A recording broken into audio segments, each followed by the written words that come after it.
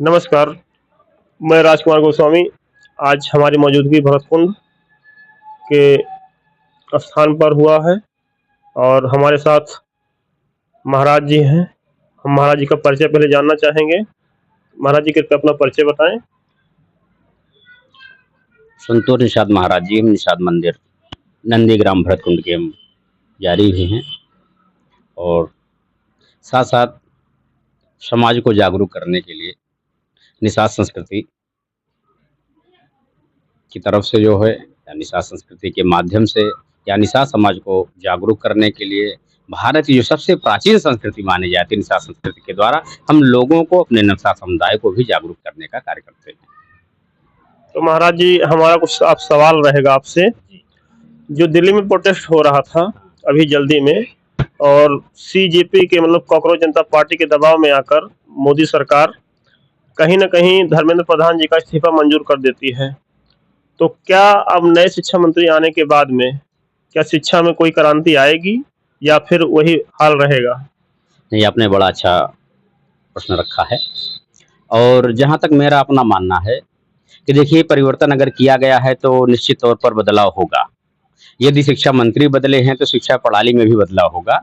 हमें आशा नहीं बल्कि पूरा विश्वास है कि निश्चित तौर पर जो पेपर लीक का जो मैटर जो विचार जो चल रहा था, स्थितियां जो चल रही थी कि हर बार पेपर लीक हो रहे हैं, नीट के पेपर लीक हो रहे हैं, तो ऐसी स्थिति शायद अब नहीं होगी।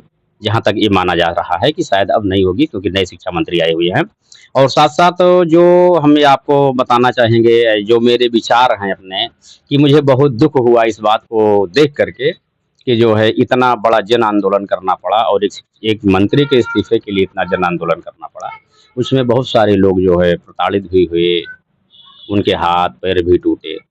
तो इस तरीके से देखा जाए तो इतना बड़ा जन आक्रोश यदि जनता में है और सरकार ने उस आक्रोश के बदले में डिसीजन लिया है तो निश्चित तौर पर कहीं ना कहीं वो उनसे उचित व्यक्ति को उस स्थान पर बैठाए हैं और निश्चित तौर पर बदलाव होगा निश्चित।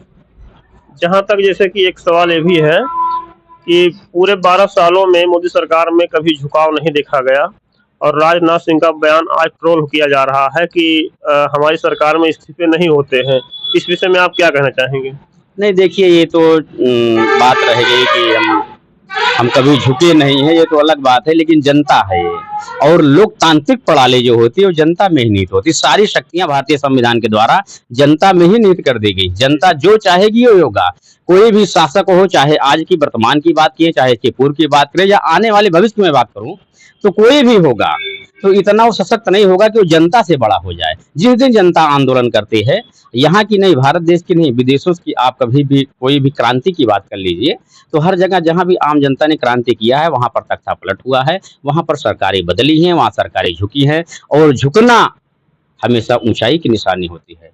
क्योंकि कहा जाता है कि सख्त होना या कड़े रहना या इस तरीके से मतलब यूं मान लिया जाए सीधे रहना मुर्दे की निशानी होती है और हमेशा झुक कर रहना या फिर लचीले हो जाना ये जीवित की निशानी होती है। तो इसीलिए माना जाता है कि अगर सरकार झुक नहीं रही है, ये मानिए कि अपने जनता का, अपने बच्चों का वो सम्मान कर रही है, ये बात मानते हैं हम, इस तरीके से इसको देखते हैं।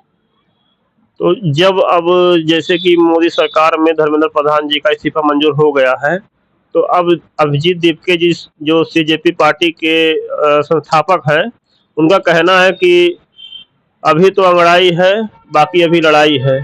इसमें क्या कहना चाहेंगे आप?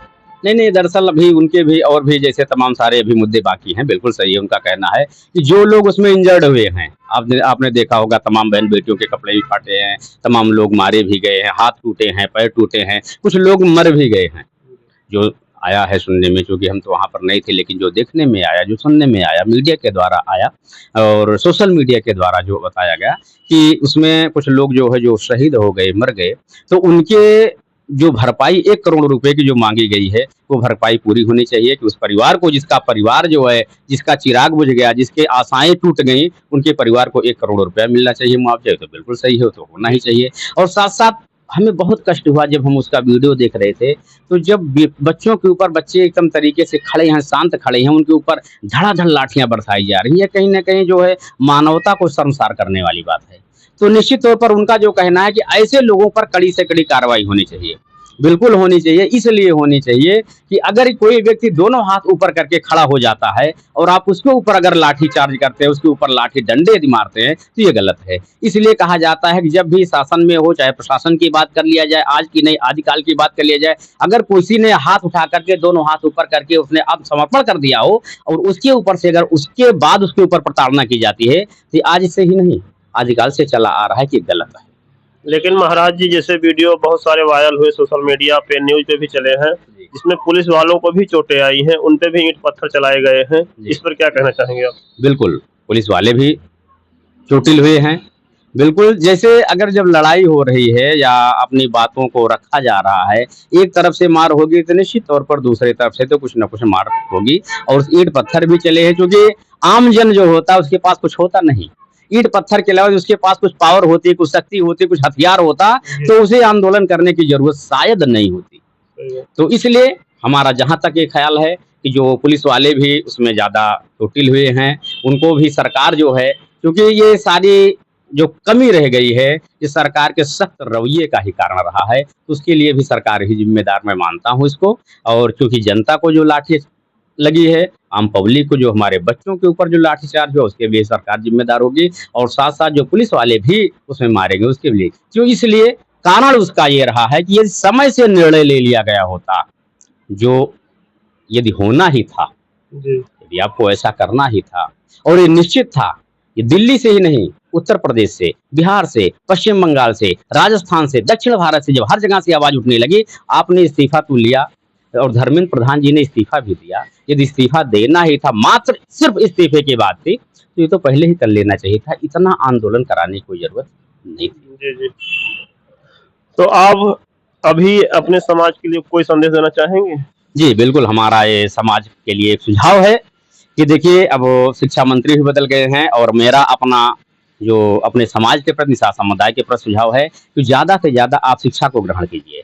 आप जो है सबसे ज़्यादा से ज़्यादा आप शिक्षा ग्रहण कीजिए, पढ़ाई-लिखाई कीजिए, मेहनत कीजिए, तैयारी कीजिए और निश्चित तौर पर शिक्षा ही वो हथियार है जिससे सारी समस्याओं का समाधान है। जैसा कि अभी आप सब देख रहे थे, हमारे साथ संतोष महाराज जी, महामंडलेश्वर निषाद समाज से हमारे साथ जुड़े। इनका बहुत बहुत धन्यवाद हमारे साथ जुड़ने के लिए। इसी तरह आप सब हमारे चैनल को फॉलो कीजिए, लाइक कीजिए और वीडियो को ज़्यादा से ज़्यादा शेयर कीजिए ताकि महाराज जी का संदेश जन जन तक पहुँचे। धन्यवाद।